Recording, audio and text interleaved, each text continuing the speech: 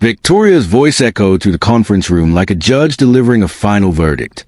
"Your leadership style is too rigid for our culture," she said, eyes scanning the room. The statement was loud and clear, not just for me but for the entire management team. There was no privacy, no warning. The words landed like a slap in the face, even though I was prepared. It was Monday morning, and the department heads were all present, eyes now on me. My name is Colin Drake. I'm 47 years old, and I've been the operations director at Iron Veil Robotics for 7 years, until about 10 minutes ago. I said it plainly, as if I was reading from a script. I closed my laptop with a deliberate motion, a quiet acknowledgement of the finality in her words. Understood. Victoria had been the president for just 8 weeks. Her arrival had been nothing short of a corporate shakeup, brought in by investors eager to make the company look more attractive for acquisition. She wore designer suits that screamed power, spoke in the language of synergistic alignment, and relied on software-driven jargon that I knew well but couldn't bring myself to embrace. A leader from the world of corporate consultancy, she hadn't set foot on the shop floor even once. In her eyes, the operational side was simply a cog to be automated, streamlined, and modernized. I gathered my things, 2 boxes, one with personal items, the other with files I had built over the years, vendor contacts, pricing structures, delivery schedules, the stuff that had kept our operation running smoothly through the storm of supply chain failures. I glanced at the office one last time, a place that had been my home for nearly a decade. A wave of nostalgia hit me, but I swallowed it quickly. Victoria appeared in the doorway as I was finishing up, her voice softer now that we were alone. "Colin, this isn't personal," she said, the words coming out as if they were meant to soothe. "We just need someone with a more collaborative approach." I didn't respond immediately. The numbers from the past year were all I needed. I knew she wouldn't understand. The $12 million in revenue we had earned, up from $5 million when I started, didn't come from algorithms. It didn't come from vendor portals. It came from relationships, from trust. Trust I'd built over the years, person by person. Handshakes, face-to-face meetings, knowing the names of people's kids. It was simple, but it worked. But I didn't bother to explain that to her. She wouldn't understand. Her mind was set on tearing down what had worked so well, determined to make a mark, even if it meant dismantling a system that had proven itself. With a final nod, I walked out of the office, shaking hands with my team as I passed them. I wished them well. I meant it. These were good people, and I knew what was coming for them. They deserved better than what Victoria and her investors were about to impose. The drive home was eerily quiet. My phone buzzed with messages, shocked colleagues, confused vendors, already hearing the news. I didn't respond to any of them. Instead, I made my way to the Mississippi River. For the first time in years, I had nowhere to be. No meeting, no deadline. Just me and the slow-moving current. "Congratulations on your freedom," I muttered to myself as I watched the barges push against the current. I had been forced out, but in that moment, it felt like release. I knew what would come next. I'd seen it before. The MBA jargon, the implementation of new software, and the consulting firm that would swoop in to save the day. What Victoria didn't understand, though, was that every major contract we had was personally negotiated. There was no vendor portal, no automated payment terms. Each supplier relationship was custom, based on years of trust. And now, with no transition plan in place, they were about to learn the hard way. No amount of software could replace what I had built with those suppliers. I knew the vendors would see it, and soon, so would everyone else. The next few days were a blur. The calls kept coming, shocked colleagues, angry suppliers, all asking what had happened. I didn't answer them. What was the point? They'd all soon realize that Victoria's shiny vision was just a house of cards, waiting to collapse. I couldn't help but think back to how I joined Iron Veil in the first place. The company had been struggling, drowning in its own inefficiency. It was an engineering genius's dream, but a logistics nightmare. I was brought in to fix it. Harold Blackwell, the founder, had pointed to the whiteboard covered in delays and cost overruns and said, "I need someone who can fix this damn supply chain mess." He'd hired me because I had experience, years spent in the military, solving problems under pressure. I knew how to build systems. Reliable, predictable systems. That's what we needed. I wasn't going to bully vendors into submission or work off some impersonal digital platform. I needed to build partnerships. Real relationships, forged in trust. The first year was grueling. I traveled constantly, meeting with every critical supplier face to face. I learned their capabilities, their constraints, and even their aspirations. It wasn't just about making a deal. It was about understanding who they were and how we could work together. By the end of year 3, we had the region's most robust supply network. While our competitors were shutting down production lines, we were running at full capacity. Our delivery reliability was hitting 98.6%, and customer retention reached 91%. Harold had always said, "Whatever you're doing with these suppliers, keep doing it." But things began to change when Harold sold the company. He was ready to retire, to fish more, to spend time with his grandkids. The new investment group that bought Ironvale was determined to professionalize everything. It wasn't about relationships anymore. It was about software, KPIs, and data points. And the new president, Victoria, was the embodiment of that shift. The cracks appeared quickly. Her second week in the office, she canceled my quarterly supplier trip, calling it an unnecessary expense in the digital age. The next blow came during a strategy meeting when she dismissed my concerns about changing payment terms with key vendors. "They'll adjust," she said confidently. "We're too important to them." I could have fought harder. I could have explained that our success was built on exactly what she was trying to tear down. That our suppliers worked with us because they trusted us, not because we were an important line item in their system. But I knew it wouldn't matter. I'd seen this before, back in the military, new leadership eager to make their mark by changing what already worked.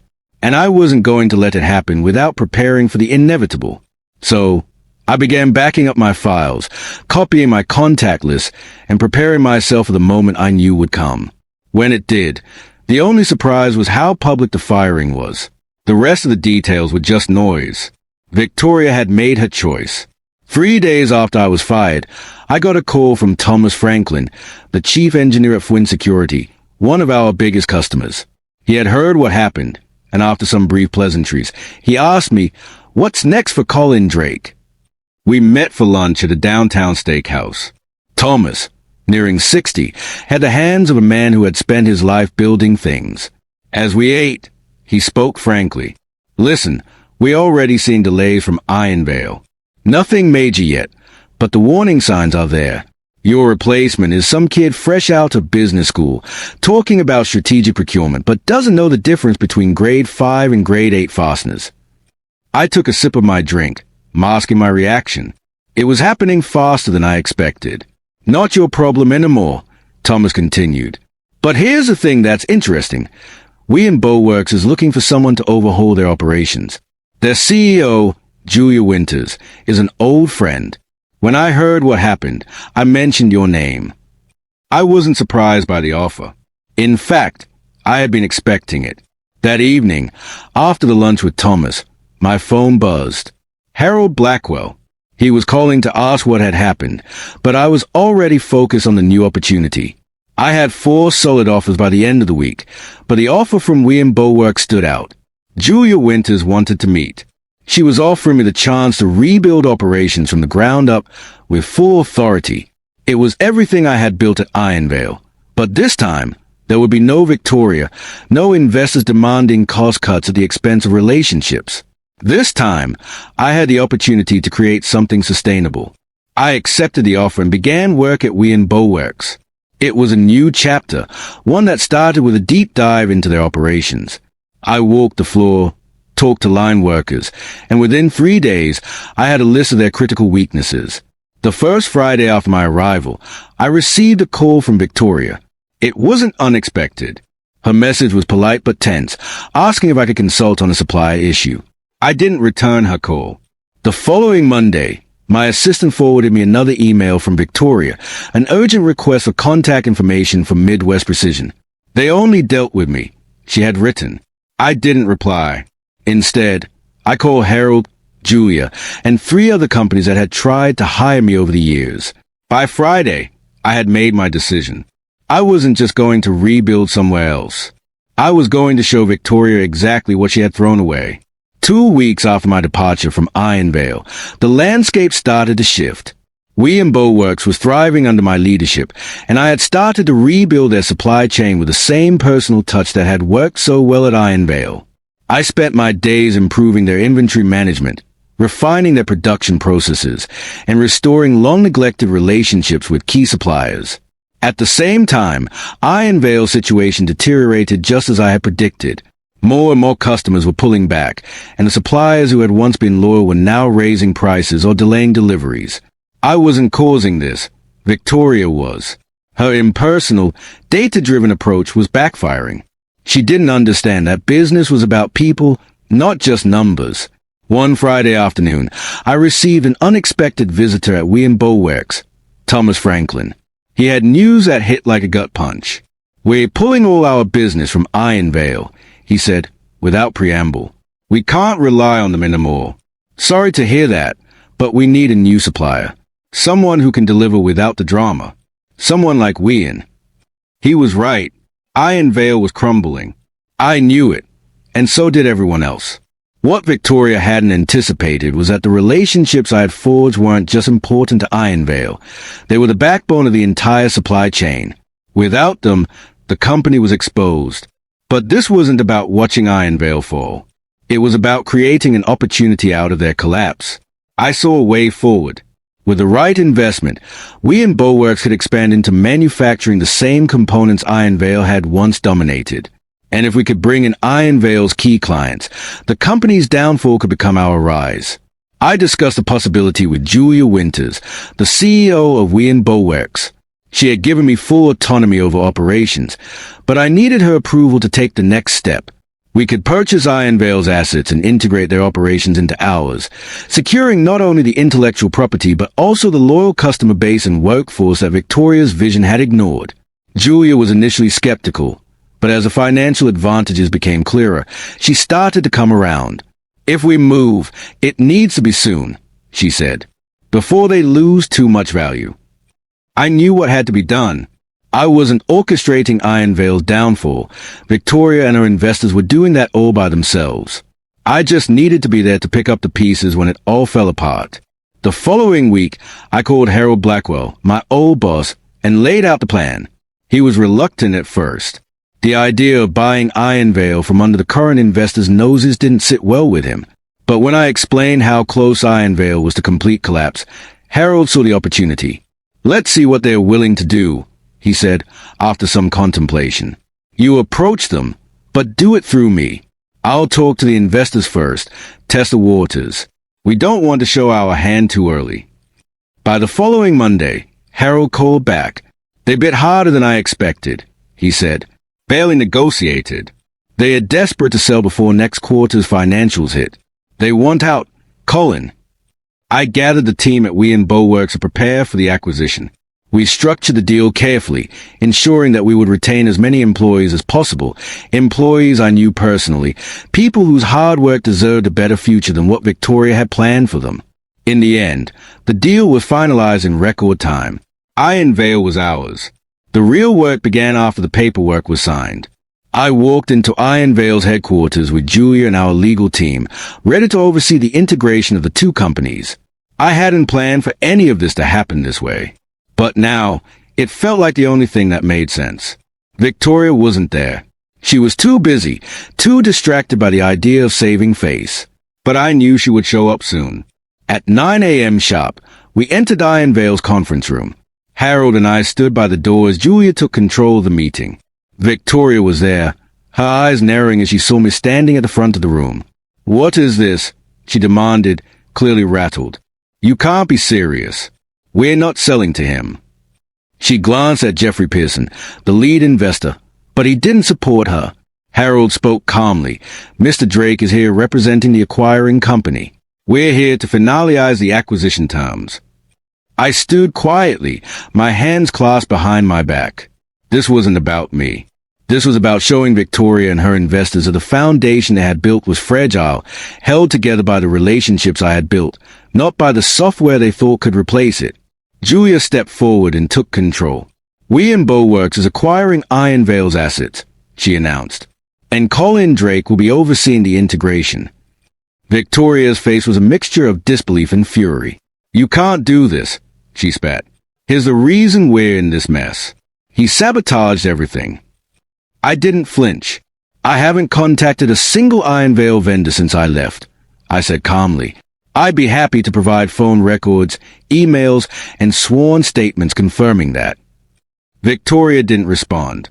She tried to rally the investors, but they were already looking for a way out. You've already made your choice, Julia said, and it's time to move forward. Colin Drake will be overseeing the transition.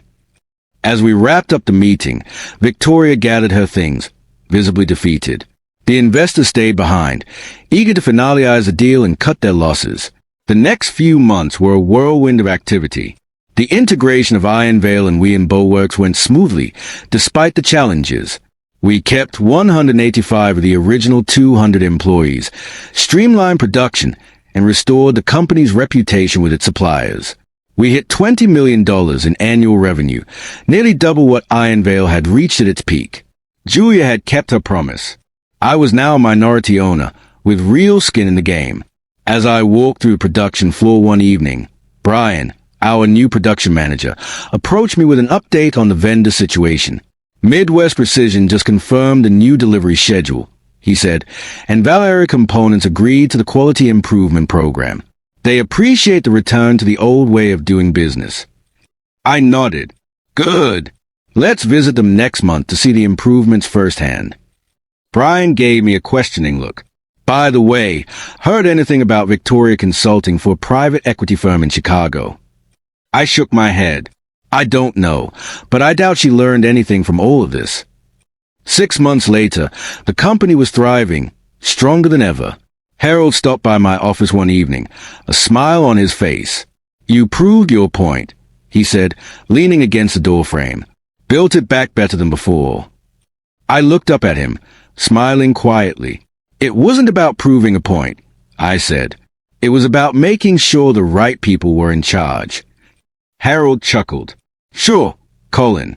Whatever helps you sleep at night. As I turned back to my wake, I couldn't help but think about the day I sat by the Mississippi River. The slow-moving barges pushing against the current, trying to make their way through the flow.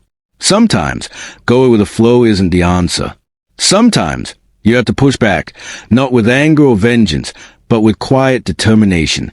And in the end, that was revenge enough.